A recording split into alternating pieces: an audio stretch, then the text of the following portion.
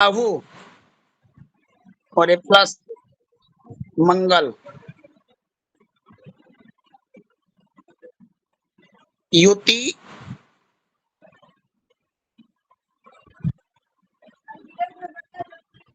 अंगारक योग।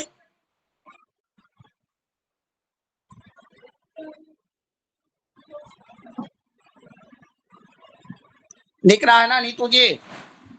हाँ जी गुरु जी, अच्छी तरह दिख रहा है। राहु क्या है? तात्विक विश्लेषण से राहु जल तत्व है, वायु तत्व है, अग्नि तत्व है। क्या है? वायु तत्व गुरु जी। वायु तत्व।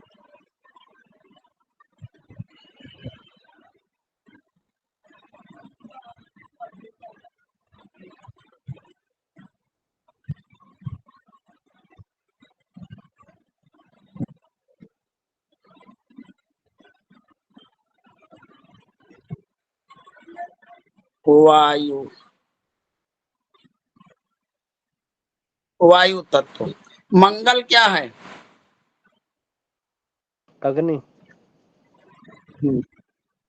अग्नि और वायु का संयोग हो तो क्या होना चाहिए? आग बढ़ेगी, दोनों का आग बढ़ेगी भगवान। तेज अग्नि। आग, आग बुझ भी तो सकती है। नहीं भगवान, बुझने के लिए तो भाई जब तक जल नहीं रहेगा तब तक नहीं बुझेगी। अगर आग लग गई है तो अगर हवा चलेगी तो आग और बढ़ेगी।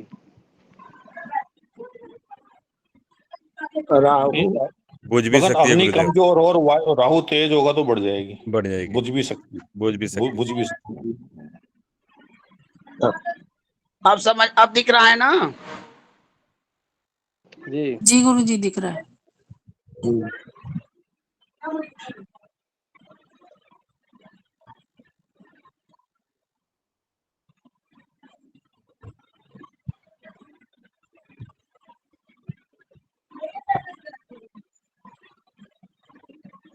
अब बताइए, इन दोनों अग्नि और वायु का संयोग कैसा होना चाहिए आपके अनुसार?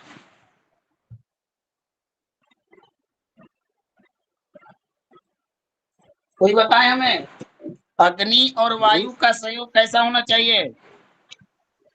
गुरुजी, तेज प्रबल। वायु प्रबल, अग्नि कमजोर होनी चाहिए। अच्छा,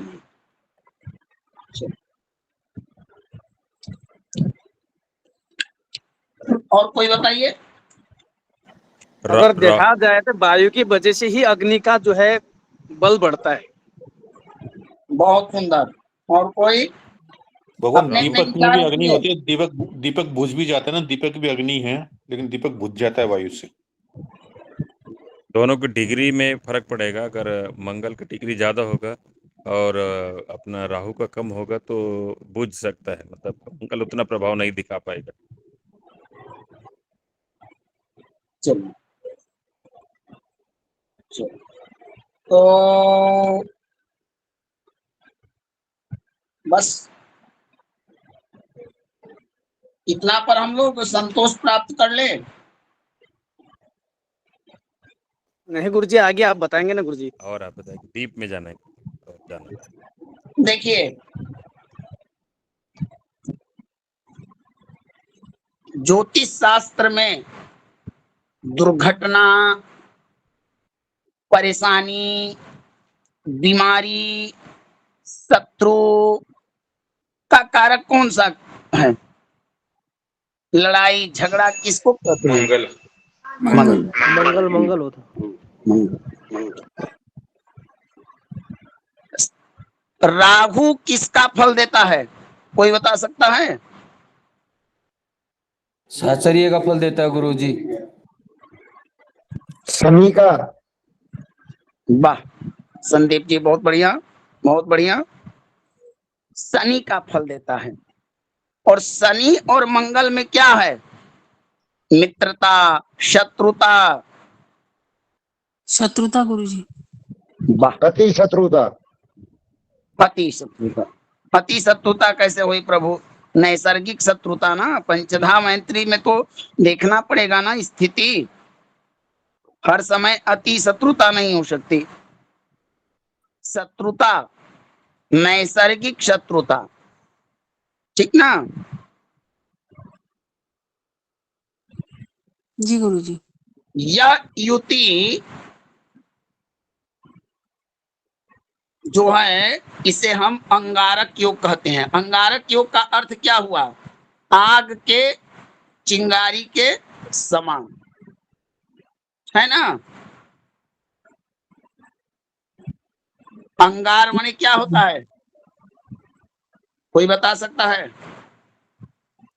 अंगारे, आग अंगारे कोयला कोयला में जो आग लगता है उसको बोलते हैं अंगार।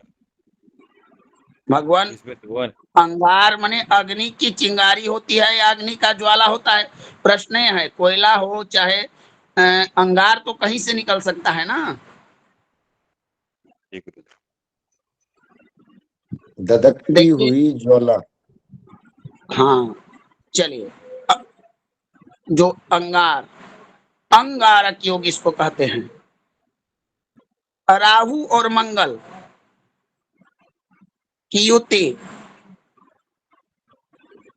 इस स्थान में हो जाए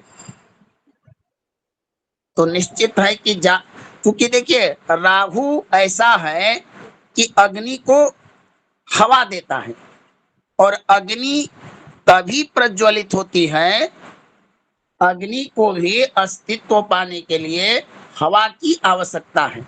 आप एक अनुसंधान कीजिए, एक ऐसे स्थान पर अग्नि को प्रज्वलित कीजिए जहां पर वायु का अभाव हो, अग्नि जल ही नहीं पाएगी, होती है ना। जी गुरुजी बिल्कुल। जी बिल्कुल। प्राचीन काल में हमारे यहाँ जो गृहिणियों के घर के जो चूल्हे होते थे, उन्हें फूंकने के लिए एक बांस की छड़ी या फूंकनी होता था, होता था ना। बोलते हो सर। जी गुरुजी। जी जी गुरुजी। गुरुदेव, जी जी जी। हाँ, और उसके द्वारा अग्नि को प्रज्वलित किया। हमारे यहाँ हवन कुंडों में जब अग्नि बुझ जाती है तो क्या अग्नि को मुख से फूंकना चाहिए या नहीं चाहिए? पंखे से नहीं गुरुदेव, नहीं जी, नहीं फूकना चाहिए भगवान। नहीं। अग्नि को फूंक कर नहीं बुझाना चाहिए। हाँ, तो उसके लिए एक होता है हमारे यहाँ यंत्र, चाहे तो जो भी था उसे फूंकता था। क्योंकि अग्नि हम मुख से फूंकते समय हमारे मुख का जो गंदगी होता है, जो होता है वो निकलकर अग्नि पर जा सकती है। जब अग्नि अपवित्र होगी, भला चिता की अग्नि पर बनाया गया भोजन ग्राह्य होता है?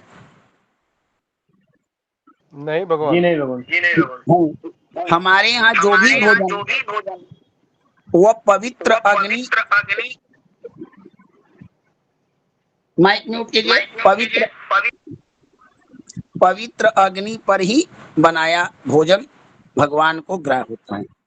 तो सबसे पहले इस योग में होता क्या है कि अगर राहु मंगल से डिग्री बल में ज्यादा हुआ तो राहु स्वयं कुछ करता नहीं है, वो हवा दे देता है, भ्रमित कर देता है, भटका देता है, अग्नि तत्व को बढ़ा देता है, जिससे अग्नि प्रज्वलित होती है।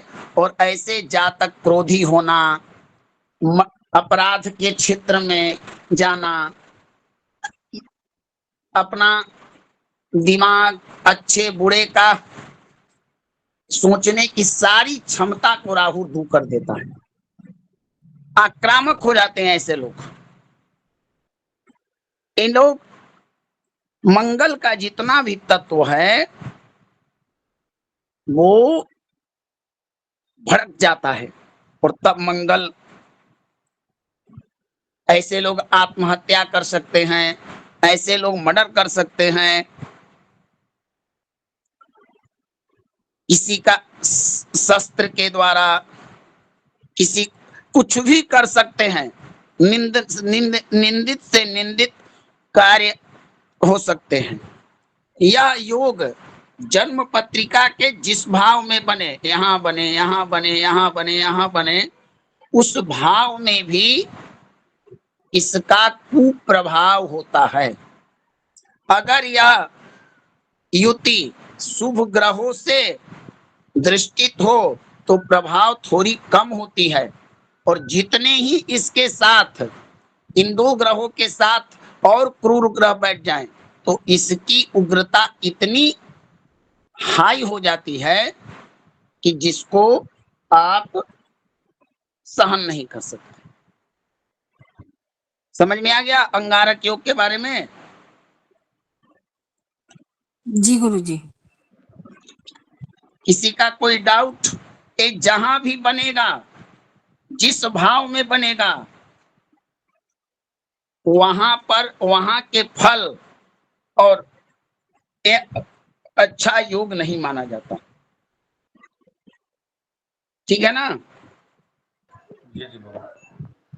अब देखना आपको, तो इस योग का कुप्रभाव हम रोके कैसे? प्रश्न ये आ जाएगा कि ठीक है, मान लीजिए कि अंगारक योग बन गया, तो गुरुजी हम इसका प्रभाव रोके कैसे?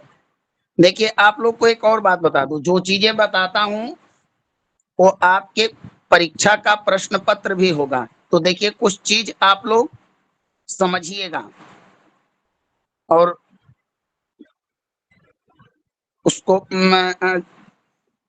आपको फॉलो करना होगा, क्योंकि क्वेश्चन जितना चीज बताया जाता है उसी से क्वेश्चन आएगा, और परीक्षा इस बार बड़ी बारीकी से होगी। अब देखिए, ऐसे योग में भाई भाई से बंटवारा हो, लड़ाई हो, झगड़ा हो, कोई नई बात नहीं है। यह योग बहुत ही निंदित योगों में आता है, लेकिन इस योग का भी कुप्रभाव कम हो जाए अगर यहाँ पर गुरु बैठ जाए और गुरु की 7वीं दृष्टि पड़े, 5वीं पड़े,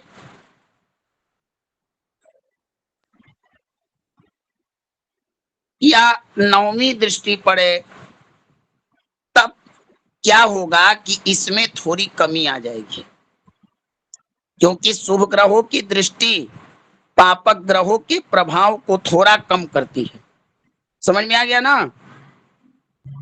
जी जी गुरु। किसी को कोई संदेह, कोई समस्या?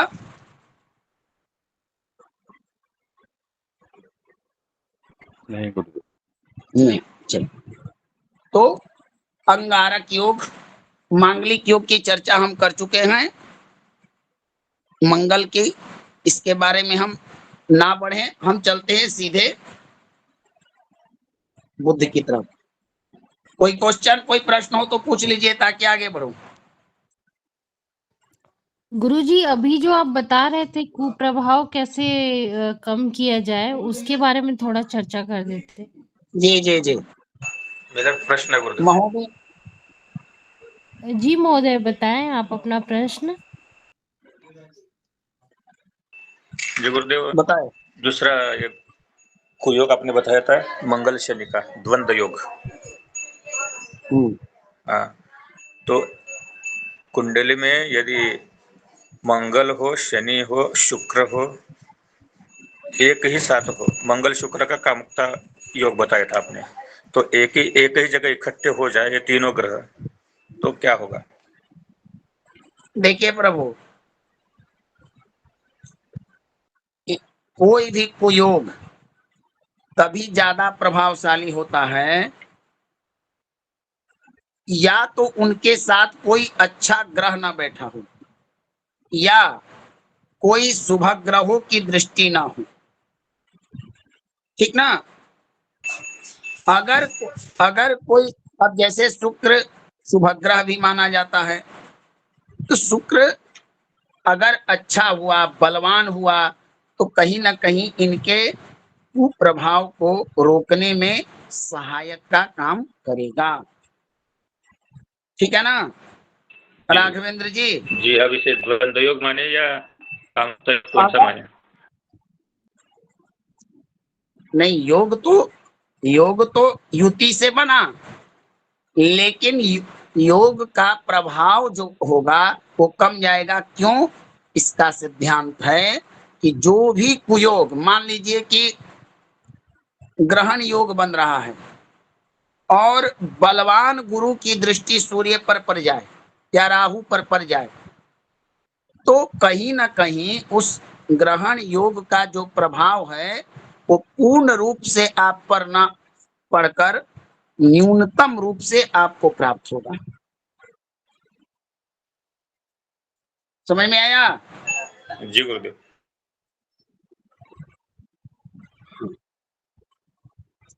मेरे ही कुंड में तृतीय भाव में और बुध इकट्ठा बैठे हैं, इसलिए पूछ कोई रहा बात नहीं है, प्रश्न पूछिए। लेकिन देखिए, इसका आप लोग परीक्षा के समय और जीवन में इन प्रश्नों का प्रयोग कीजिए। सिर्फ प्रश्न पूछ लेने से मैं बता दूं और नोट्स बन जाए और उसको फिर बंद कर दिया जाए, फिर कभी कोई चर्चा करे तो हमको तो बताया नहीं गया था। नहीं, ये सारे चीज हैं। प्रश्न था ज्योति जी का कि क्या करे। देखिए ज्योति जी, जब राहु मंगल से अधिक बलवान हो तो हम राहु को कमजोर करेंगे, ठीक ना? जी गुरुजी। मैं आपको बताता हूं।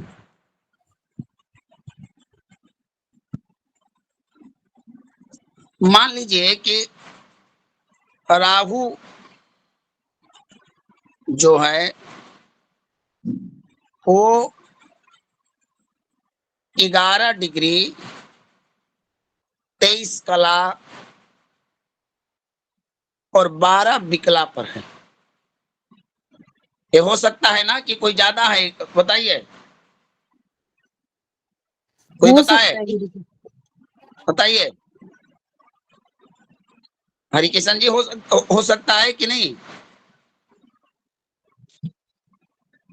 जी भगवान। मंगल मान लीजिए यहां पर 18 डिग्री और 44 कला और 10 विकला पर है। विकला। अब ये बताइए, इसमें बलवान कौन हुआ?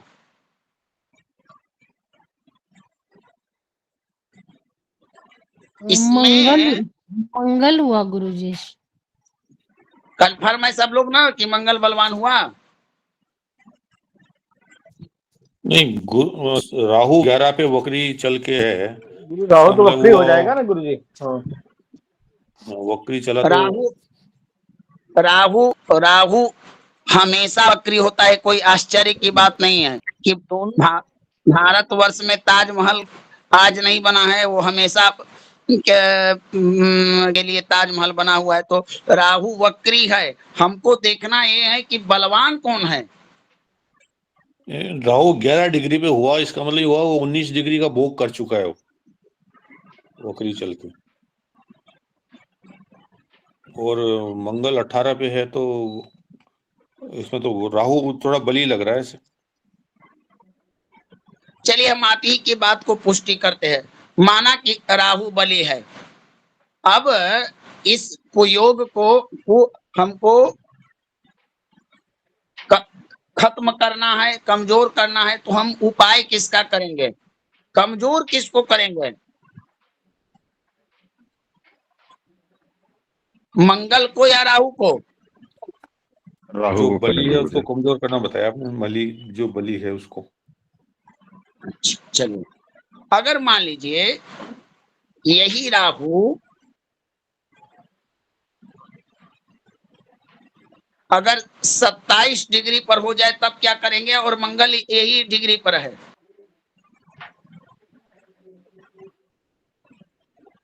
तब क्या स्थिति होगी?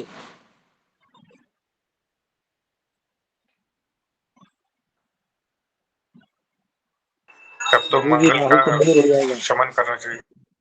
राहु तो कमजोर रहेगा यहाँ थोड़ा। और मंगल बलवान हो गया, तो बताइए कि कमजोर किसी व्यक्ति के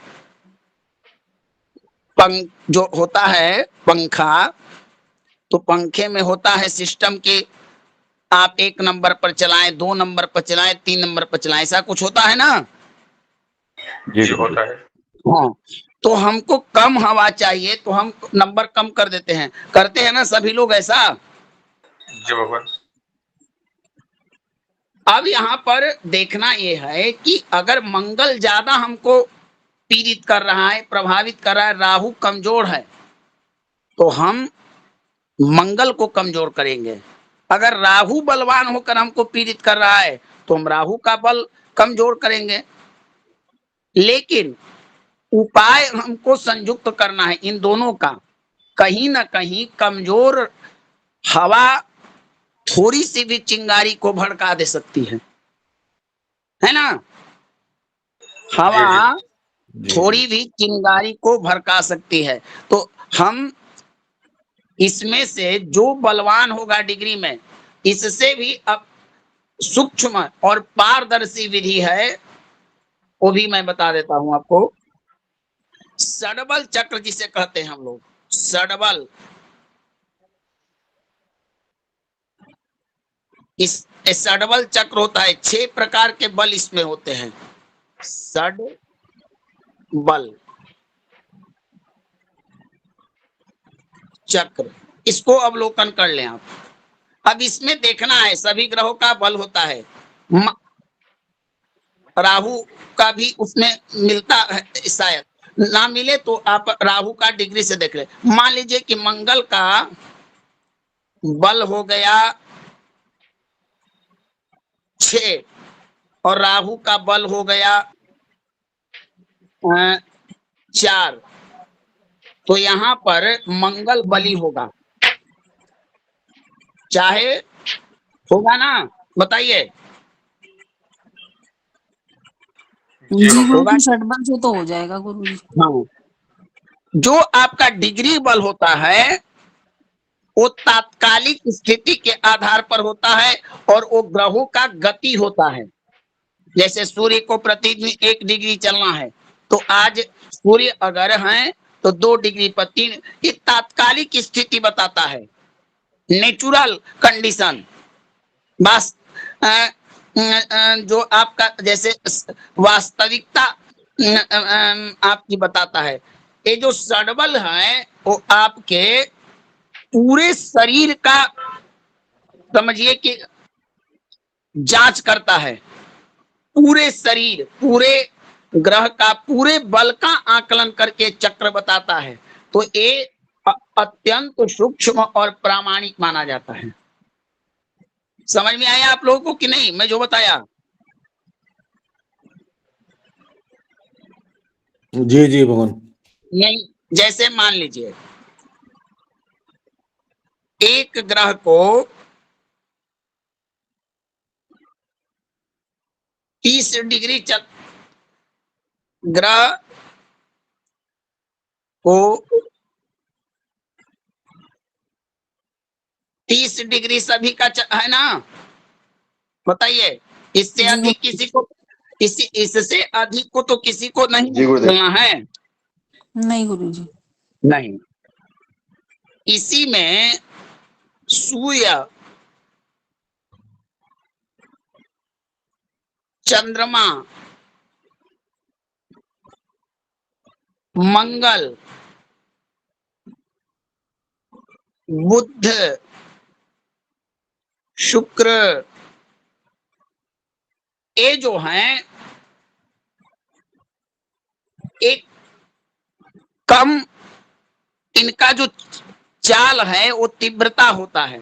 अब जैसे सबसे ज्यादा गति से चलता है चंद्रमा, उससे कम मंगल है सूर्य, फिर बुध, शुक्र और मंगल थोड़ा 1.5 महीने चलता है। इसी प्रकार चलता है ना प्रभु, बताइए। जी गुरु जी। हाँ, चलिए। अब किसी जातक का आज जन्म हुआ तो पंचांग में हमने देखा कि सूर्य मान लीजिए कि आज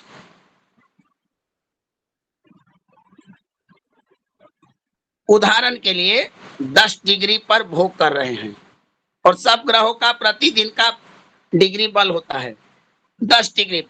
ये जो इनका बल है, ये बल जो है एक गति बताती है, इनका चाल है, इतने अंश, इतने कला, इतने विकला से इनका चलने का एक गति बताती है कि नहीं? बताइए आप लोग। हाँ जी गुरुजी, बिल्कुल जी गुरु क्या हरि किशन जी बताती है कि नहीं? जी जी बताते। हाँ, लेकिन जो षडबल है, जो षडबल चक्र है, ये इनके पूरे उस कुंडली में षडबल चक्र पूरा बल आकलन करता है अत्यंत सूक्ष्मदर्शी से, जैसे नार्को टेस्ट की तरह पूरा बल इनका बताता है। तो इसलिए हम किस पर ज्यादा विश्वास करेंगे बताइए? बताइए। गुरुजी, इसका मतलब तो ये हुआ गुरुजी, कोई भी ग्रह का बल देखने के लिए डिग्री बल ना देखकर षड बल को ही फाइनली देख लिया जाए। एकदम डिग्री बल उसकी अवस्था है। जैसे चंद्रमा 2.25 दिन में राशि चेंज करना है, तो उतना अंश, उतना कला, उतना विकला उसको चलना है। अब उसके अंतर्गत जितने लोग जन्म होंगे तो चंद्रमा उतना ही अंश, उतना ही कला पर उस समय होगा ना? बताइए।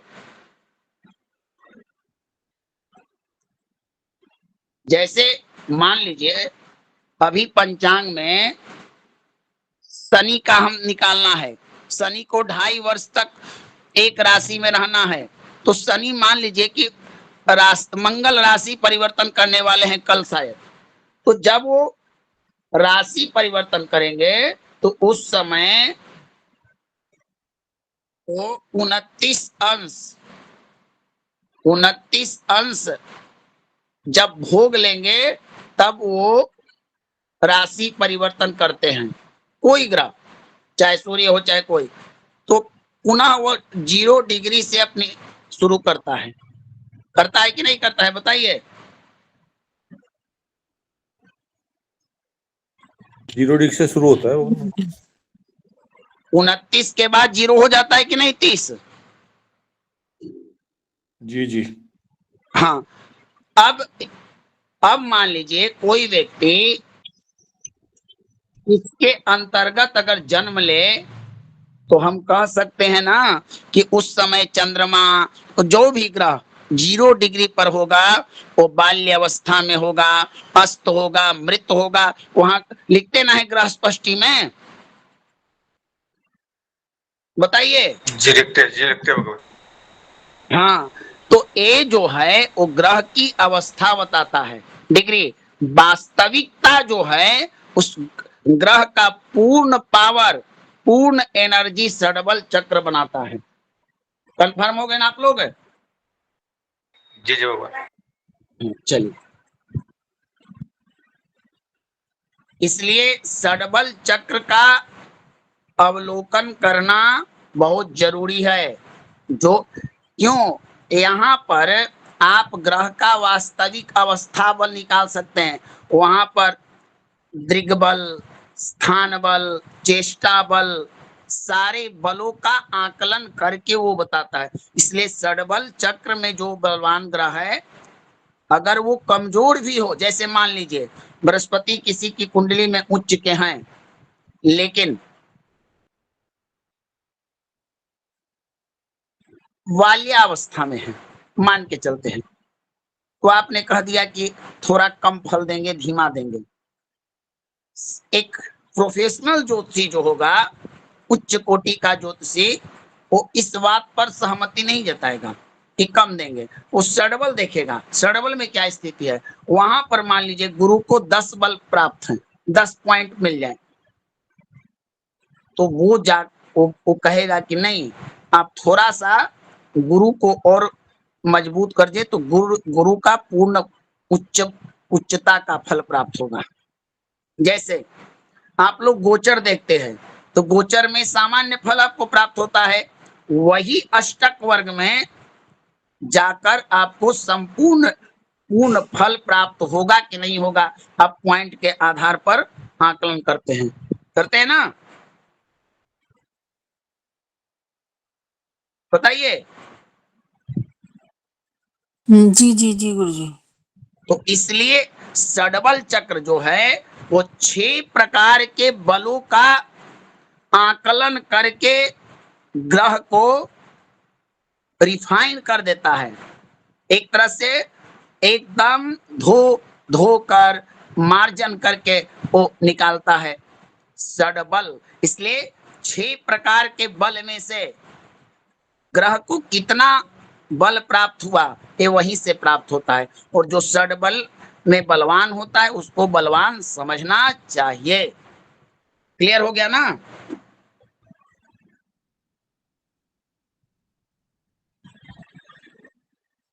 कोई गुरुजी अगर वो कंफ्यूजन? बाल्यावस्था में होंगे और षडबल में भी, षडबल में अवध होंगे खूब मजबूत महोदया जी, फिर उसको देखिए मजबूत थोड़ा सा करना पड़ेगा। जी जी जी एक गुरुजी। मिनट पहले बातें दो हैं, आप एक बात को दूसरे बात से जोड़िएगा तो मन में कंफ्यूजन। अवस्था और बल दोनों में अंतर है। कोई व्यक्ति 60 वर्ष का हो गया लेकिन उसकी एनर्जी पावर 18 वर्ष के लड़के से भी ज्यादा है, तो आप अवस्था का अलग आकलन कीजिए और बल का अलग। होता है ऐसा ना जी जी गुरुजी, जी गुरुजी। अजय जी? ऐसा होता है ना कि कोई लड़का 18 वर्ष का है, उसका शरीर एकदम कमजोर है, पीड़ित है, जर्जर अवस्था में है। वही प्राचीन वृद्धावस्था के कोई व्यक्ति हो, किसान हो, मेहनती हो, तो एकदम स्वस्थ हैं और प्रतिदिन अपना कार्य करते हैं और एक से अधिक कार्य कर सकते हैं ऐसे लोग ना अजय जी? जी भगवान, जी भगवान। तो हम उनकी अवस्था वृद्धा अवस्था हो गई, लेकिन बल तो उनका आज भी एनर्जी पावर एक युवा के समान है ना। जी बिल्कुल। तो वही प्रकार यहाँ पर भी है। ये जो डिग्री है वो ग्रह की अवस्था है और जो षडबल है वो एनर्जी है। मान लीजिए कि वो बल है एक उनका, बार उनका एक्चुअल बल है वो। एक्चुअल बल है, एक्चुअल ना, नैसर्गिक स्वबल भी कह सकते। अब मान लीजिए ऐसा समझिए, फिर एक उदाहरण देकर इसको क्लियर करता हूं। एक कुंडली मैं डालता हूं सबसे पहले।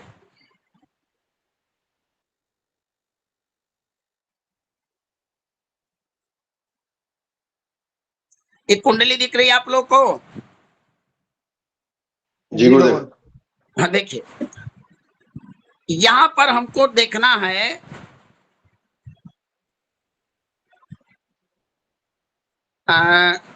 अच्छा ग्रह कौन है। अच्छा ग्रह शुक्र का बल देखना है। शुक्र इस कुंडली में चतुर्थ भाव का स्वामी होकर तटस्थ ग्रह माना जाता है, क्योंकि चंद्रमा से इसकी शत्रुता है। तो केंद्र भाव का स्वामी होकर भी इसको कारकत्व तो प्राप्त नहीं होता है। हालांकि अच्छा प्लेसमेंट है इनका, लाभ और सुख। अब शुक्र जो है अपने घर में है, अच्छा बात है, अच्छी बात है ना। बताइए, अरे कोई बताएगा? जी जी जी गुरुजी। गुरुदेव, अच्छी बात है। शुक्र का अपने घर में होना अच्छा बात है। अब हमको मान लीजिए कि शुक्र बली हैं, कमजोर हैं, यह देखना है। हमने देखा शुक्र 1 डिग्री 28 कला और 13 विकला पर है, अभी चल रहे हैं। यानी कि जिस समय इस जातक का जन्म हुआ शुक्र अभी राशि में प्रवेश ही किए होंगे। ये क्लियर है ना? हाँ गुरुजी। जी भगवान। हाँ, अब बताइए नीतू जी कि अगर हम इसे बल मान लें और इसके आधार पर हम फलित कहें तो हमारा फलित चूक होगा कि नहीं होगा?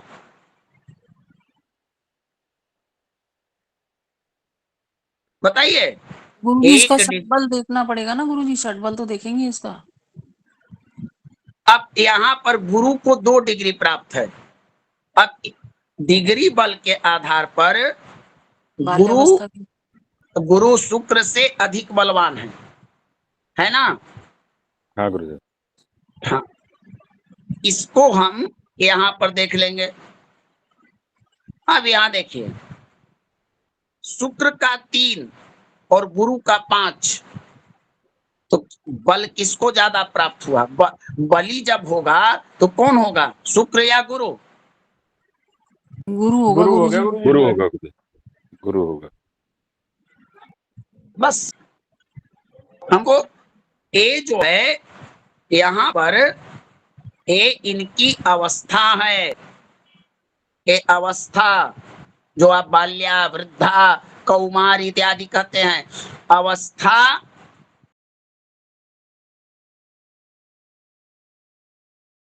समझे ना? आप जी आपका भगवान। उम्र आपका उम्र 45-50 वर्ष का हुआ तो आपकी शरीर की अवस्था बढ़ी, लेकिन शरीर के अंदर में एनर्जी कितना है, पावर कितना है, कार्य करने की शक्ति कितना है, ये बताता है षडबल चक्र। ठीक है ना? जी भगवान। हाँ गुरुजी, बहुत बढ़िया गुरुजी। अब क्लियर हो गया ना? जी गुरुजी। हाँ, तो राहु और मंगल में जो ग्रह षडबल में बली होगा, हम उसका बल कमजोर करेंगे, लेकिन उपाय हम संयुक्त करेंगे। अब क्लियर हो गया अंगारक योग ना? ये गुरुजी फिर ये षटबल चक्र में राहु को तो दिया ही नहीं होता है, फिर कैसे करेंगे? राहु किसका फल देता है हमेशा? शनि का होगा, मान लेंगे शनि का षटबल जितना होगा। अच्छा, हमको ये देखना है कि राहु किस भाव अधिपति पर राहु क्या है? राहु आपकी छाया है। मान लीजिए कि इस कुंडली में राहु अगर तुला राशि में बैठा है तो हम शुक्र का भी बल देखेंगे। हाँ जी गुरुजी, फिर उसी का मान लेंगे ना गुरुजी, या तो जिसके साथ बैठा होगा वो, और या जिसके स्वामी जिस घर में बैठा होगा, जिस ग्रह की राशि में बैठा होगा। तो चलिए, तो इस प्रकार से आप करके देखिए, परिणाम आपको 100% अच्छे प्राप्त होंगे। क्लियर हो गया ना? आगे बढ़ो। जी जी। चलिए, बात करते हैं हम लोग आज बुध की। जन्म कुंडली में आप लोग जानते होंगे कि दो राशियां, मिथुन राशि और कन्या राशि, इसके स्वामी होते हैं कौन? बुध।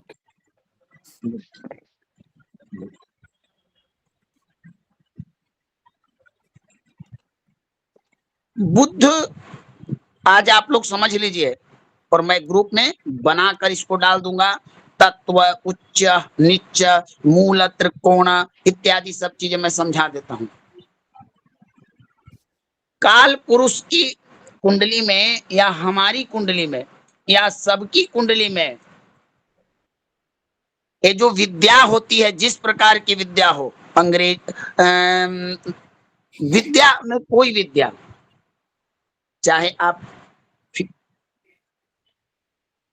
आप संस्कृत पढ़ें, ज्योतिष पढ़ें, कर्मकांड पढ़ें, बायोलॉजी पढ़ें, विद्या कारक ग्रह जो होता है, विद्या कारक ग्रह वो बुद्धि होता है। अगर आपकी कुंडली में बुध देव कमजोर हो तो अच्छी विद्या आपके पास नहीं आ सकती। बुद्धि, व्यक्ति का बुद्धि जो होता है वो बुद्ध होता है। वाणी, वाक शक्ति, खासकर नेताओं पर, जो नेता लोग होते हैं, जो लेक्चरर लोग होते हैं, जो प्रवचनकार होते हैं, जो जो स्पीच देने वाले जितने लोग हैं, बोलने वाले लोग, इन सब पर बुद्ध का ही कृपा होता है। किसी व्यक्ति की कुंडली में अगर बुद्ध बलवान ना हो, मजबूत ना हो, कम पीड़ित हो, अच्छी कंडीशन में ना हो, तो ना वक्ता बन पाएगा, ना नेता बन पाएगा, ना प्रवचन करता बन पाएगा, और ना अच्छा उसे विद्या प्राप्त होगा। हमारे यहाँ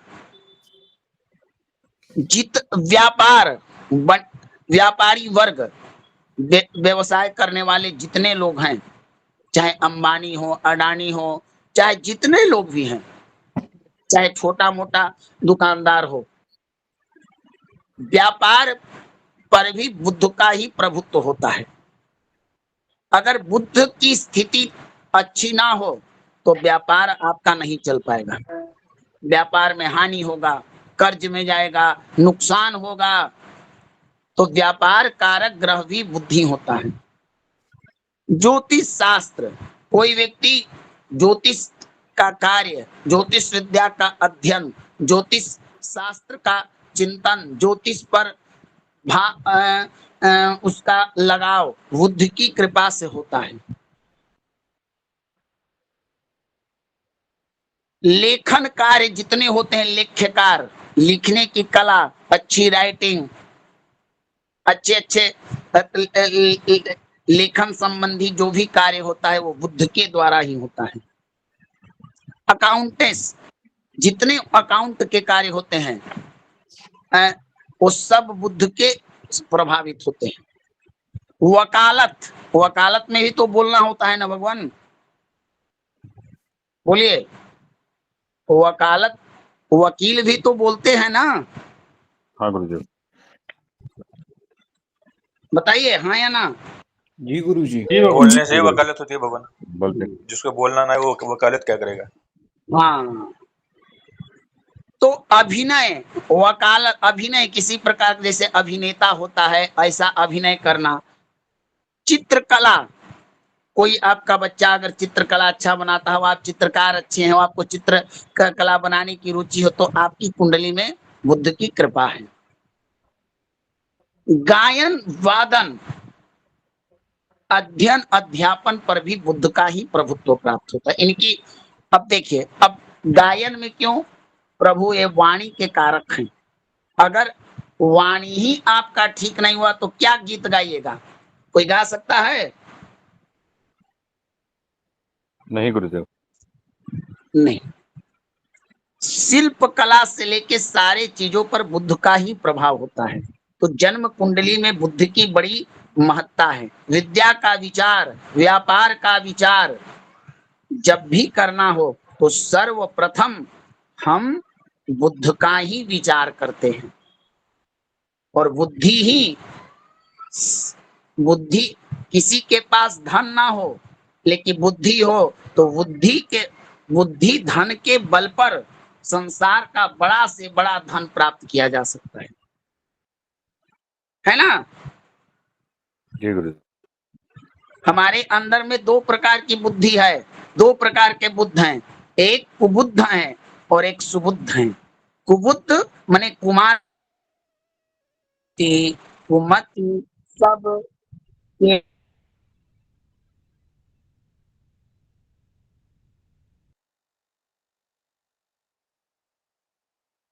एक एक मिनट।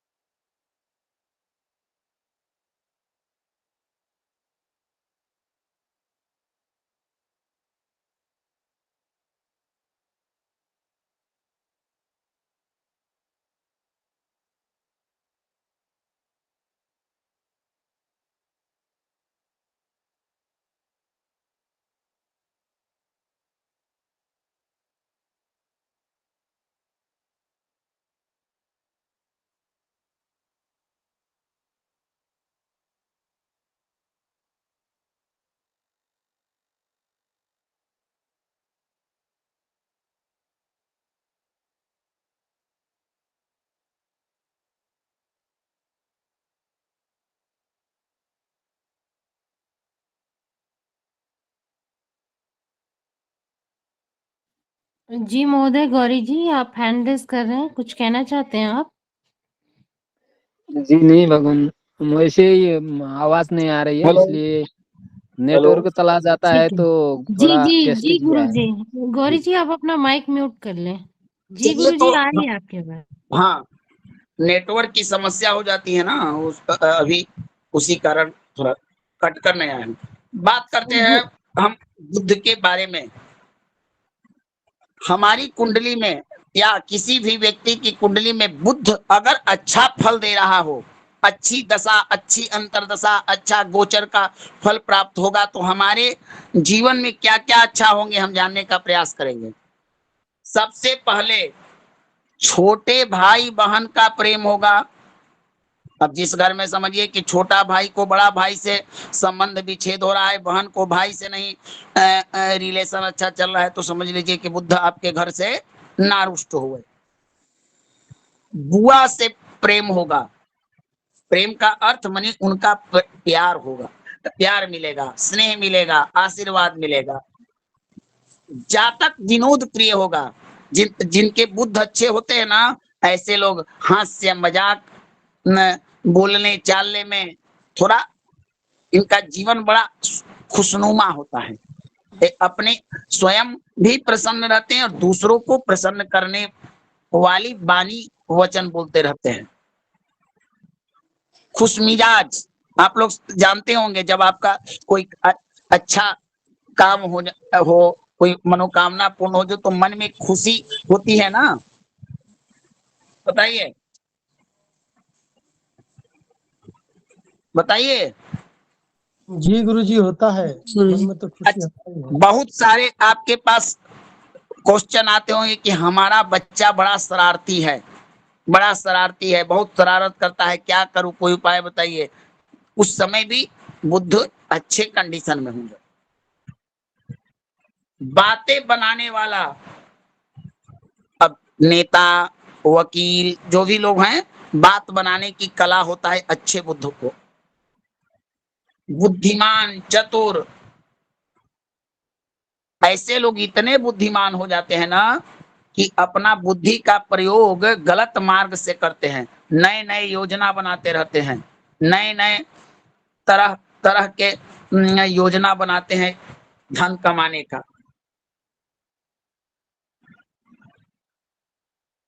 दूसरों को, अच्छा, ऐसा होता है कि इनका सोच किसी को बिगाड़ने की नहीं होता है, बस शैतानी करने के। मान लीजिए कि बचपन में आप लोग भी करते हो, किसी को अगर परेशान करना हो तो किसी को भिंगा दीजिए, किसी को डरा दीजिए, होता ना है, बच्चे बच्चे लोग करते ना एक दूसरे से हाथ से मजाक। बताइए। जी हाँ गुरुजी, करते हैं। जैसे अप्रैल फूल आप लोग बनाते हैं, उस तरह का व्यक्ति होगा। ऐसा नहीं होगा कि दूसरों को कष्ट देने वाला। ऐसे लोग प्रायः स्मरण शक्ति भी उत्तम होता है, पाचन शक्ति भी उत्तम होता है, गणना शक्ति भी उत्तम। हाँ, जिस व्यक्ति का बुद्ध मजबूत होगा, गणित विद्या में, गणित विद्या में इतना निपुण होता है, इतना निपुण होता है कि कहने लायक नहीं। इसको अध्ययन करके देख लीजिएगा। गणित, कॉमर्स, बॉटनी जैसे विषयों में रुचि लेगा, लेखन साहित्य में भी ले सकता है। व्यवसायिक बुद्धि, व्यवहार कुशल, जिज्ञासु, गुणवान होता है। मनोरंजन प्रेमी, खेल कूद रचने वाला होता है। और जिन लोगों का बुद्ध कमजोर होता है, उनके बारे में नीचे आपको बता दिया गया है। ठीक है ना। जी गुरुजी। गुरुजी प्रश्न काल हो गया हाँ, है। चलिए तो प्रश्न लिया जाए। जिन भी महोदय का प्रश्न हो कृपया करके हैंड रेज करें।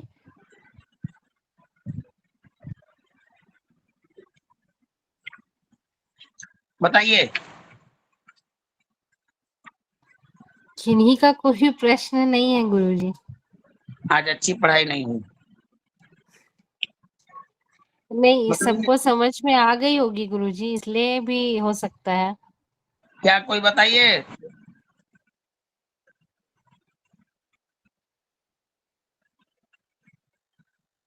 हरे जी किशन जी। महोदय मूलचंद जी स्वागत है आपका, प्रश्न करें आप।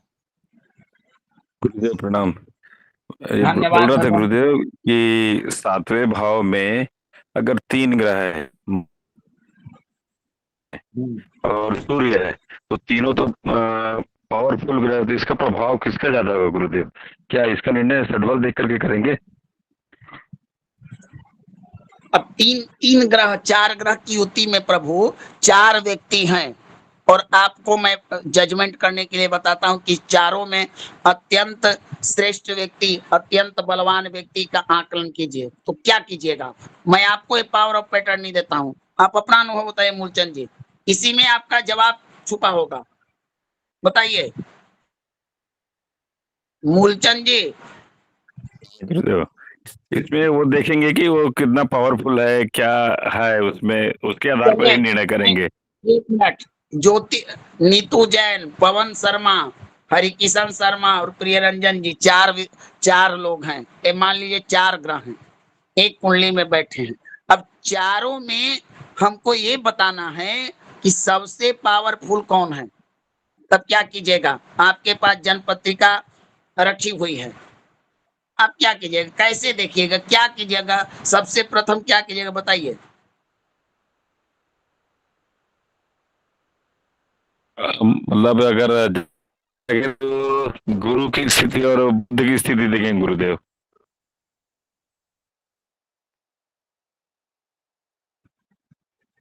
बस इसके लिए प्रभु सर्वप्रथम आपको 3 चीज करना होगा, अगर सूक्ष्मता से देखना है। सबसे पहले ये देखिए कि लग्न कौन सा है। मान लीजिए कि कोई ना कोई लग्न होगा, ठीक है ना मूलचंद जी? अब उस लग्न में रिलेशन देखिए। मान लीजिए कि सिंह लगन है और शनि का बल निकालना है, तो शनि सिंह लगन में कारकत्व तो प्राप्त करेगा? नहीं करेगा। नहीं करेगा गुरुदेव। नहीं करेगा, नहीं करेगा। नहीं करेगा। अकारक, तो सबसे पहले हम देखेंगे कि शनि यहाँ अकारक। उसके बाद दूसरा पोजीशन भाव की देखिए कि मान लीजिए कि कोई व्यक्ति अपने घर में बैठा है, उच्च का बैठा है, त्रिकोण का स्वामी है, केंद्र का स्वामी है, तो इन सिचुएशन में थोड़ा उसकी पावर बढ़ेगी ना। हाँ, अब हमको तीसरा कुछ नहीं करना है। तीसरा पोजीशन षडबल के पास चले जाना है और उनसे पता पूछ लेना है कि भगवान आप बता दीजिए कि इसमें हम किसको अत्यंत श्रेष्ठ माने। तो 3 ग्रहों में जिस ग्रह का षडबल चक्र में पॉइंट ज्यादा होगा उसको बलवान मान लीजिए आप। 3 पॉइंट क्या समझ में आएगा गुरुदेव। क्या पवन जी, इसमें और कुछ जोड़ा जा सकता है?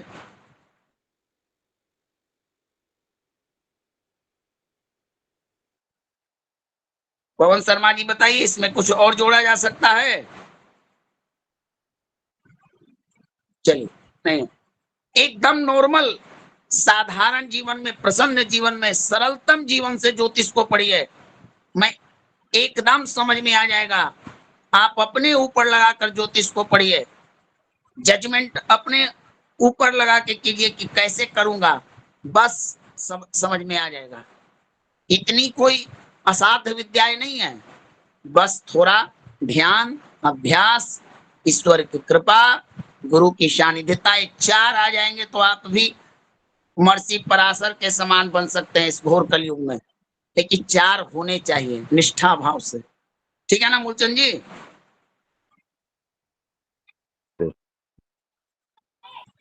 जी गुरुदेव क्षमा चाहता हूँ, थोड़ा उत्तर नहीं दे सका आपकी बात का। नहीं, 4 व्यक्तियों का प्रभु बल आकलन करना है, हम कैसे करेंगे? जी देखिए, उसमें सबसे पहले कुंडली जब देखेंगे तो 4 ग्रहों का क्यों देखेंगे? जो महादशा और अंतर्दशा है तो पहले उसका विचार करेंगे, फिर प्रत्यंतर दशा वाले ग्रह पे जाएंगे तो उनका पहले विचार करेंगे, उनके बल का वो तो वर्तमान में उनका बल अधिक प्रभावी होता है, तो उनके अनुसार ग्रहों का अपन देखेंगे। एक साथ 4 का देखने से, जैसे मान लीजिए लग्न है, लग्न कैसा है, लग्नेश कैसा है, तो इस प्रकार से गुरुदेव तो महादशा और अंतर्दशा के जो ग्रह है उनका बल सबसे पहले देखें। जैसे मैंने आज एक कुंडली है उसका फलादेश किया, तो उस फलादेश में मैंने कहा उनके सूर्य देव नवमांश में जाकर उच्च के हो रहे थे और लग्न कुंडली में 10वें भाव में मिथुन राशि में थे। तो मैंने उनको ये फलादेश किया कि आपका व्यवसाय या तो सरकारी क्षेत्र से होगा या आपके पिता के अनुसार होगा। जो आपके पिता करते थे वो आप जरूर करोगे। तो उसने कहा कि मैं ऑलरेडी से सरकारी सर्विस में हूँ और मेरे पिता भी सरकारी सर्विस में हैं। तो देखिए कि सूर्य देव उच्च के हैं, नवमांश में जाकर उच्च के हो गए, तो निश्चित है उस जातक को सरकारी क्षेत्र से लाभ मिलेगा। तो ये अनुभव किया हुआ है और फलादेश आज ही किया है, इसकी रिकॉर्डिंग। ठीक है भगवान, लेकिन इसमें नवमांश वगैरह जो वर्ग कुंडलियां है प्रभु, उसमें भी ग्रहों का जो षडबल चक्र है, 6 प्रकार के जो बल हैं वो ही महत्वपूर्ण है। वर्ग कुंडलियों का भी बल तभी प्राप्त होता है। आप उनका षडबल भी देख लीजिए, जिनका आपने फलादेश किया, बल आकलन किया, उस षडबल भी मजबूत होंगे, तभी ऐसी उन्होंने प्रभाव दिया। जी गुरुदेव, देखिए आप केवल लगन कुंडली, नवमांश कुंडली और दशाओं 3 से आप बिल्कुल फलादेश करते हो, तो ये भी फलादेश बिल्कुल सटीक जाता है। जी जी, वो नवमांश कुंडली अनिवार्य है। जी जी। चलिए, तो और किन्हीं का कोई प्रश्न? गुरुजी किन्हीं का कोई प्रश्न नहीं है। अब देखिए, अब मैं आप लोग के लिए एक अभी कुछ दिनों के बाद 2 से 5 दिनों के अंदर मैं 25 प्रश्नों का एक उपाय प्रकरण के अंतर्गत एक प्रश्न पत्र डालने वाला हूं। 3 से 4 दिन लग जाएंगे, क्योंकि अभी तैयार हो रहा है। अब एक प्रश्न पत्र आपका कॉन्फिडेंस, आपकी एकाग्रता और आपका आने वाला जो आगे की इस कक्षा के क्रम है वो बताएगा कि अब कितना ध्यान दे रहे हैं, कितना प्रतिशत किसने इसका मेहनत किया, ये चीज बताया जाएगा। और अब इसी आधार पर आपको आगे बताया जाएगा।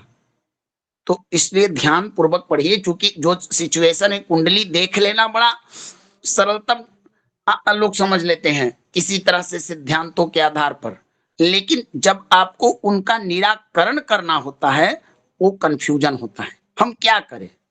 तो इसीलिए इस कक्षा का आयोजन किया गया था और विस्तार रूप से आपको बताया जा रहा है।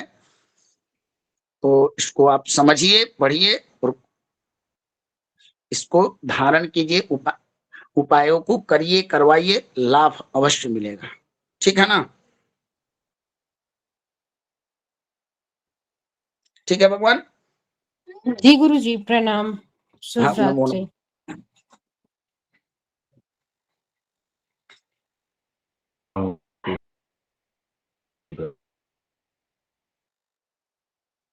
महोदय कोई शांति पाठ करवा दीजिए।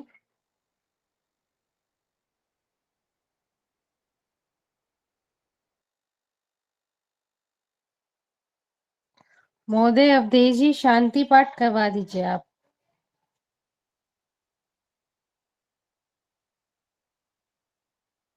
जी जी महोदय जी। ओम द्यौः शान्तिरन्तरिक्षगो शान्तिः, पृथिवी शान्तिरापः शान्तिरोषधयः, शान्तिः वनस्पतयः शान्तिर्विश्वे देवा, शान्तिर्ब्रह्म शान्तिः सर्वगो शान्तिः, शान्तिरेव शान्तिः सामा शान्तिरेधि। यतो यतः शमीहसे ततो नो अभयं कुरु शन्नः, कुरु प्रजाभ्यो भयन्नः पशुभ्यः, शान्तिर्भवतु सर्वारि शान्तिर्भवतु। सर्वेभ्यो नमो नमः। सभी को शुभ रात्रि। धन्यवाद जी सभी महोदय। को नमो नमः। महोदया जी। जी हाँ महोदया जी, आज अच्छा रिकॉर्डिंग शुरू से चालू हुई या बीच से चालू हुई है? क्योंकि मैं जुड़ नहीं पाया था, मैं काम में बिजी था। नहीं नहीं गुरुजी जब से पढ़ाना शुरू किए ना तब से ही चालू हुई थी। अच्छा ठीक है ठीक है। और अच्छा बताइए, कल की रिकॉर्डिंग, कल तो मैं जुड़ नहीं पाता रात की कक्षा में, कल की रिकॉर्डिंग हुई थी कि नहीं? हाँ कल की भी हुई थी रिकॉर्डिंग। कल बस वही बताया गया था कि मंगल शुभ का प्रभाव देगा तो उसका क्या फल होगा, अशुभ प्रभाव देगा तो उसका क्या फल होगा, बस यही पढ़ाई हुई थी। उसके बाद थोड़ा बहुत प्रश्न लिया गया था अच्छा बस। अच्छा महोदय, अच्छा। चलिए ठीक है महोदय, जी जी। धन्यवाद। आप सभी को नमो नमः, शुभ रात्रि, राधे राधे। जी नमो नमः, शुभरात्रि। नमो नमो भगवान, गुरुदेव प्रणाम। आप सभी कक्षा से लेफ्ट हो जाएं।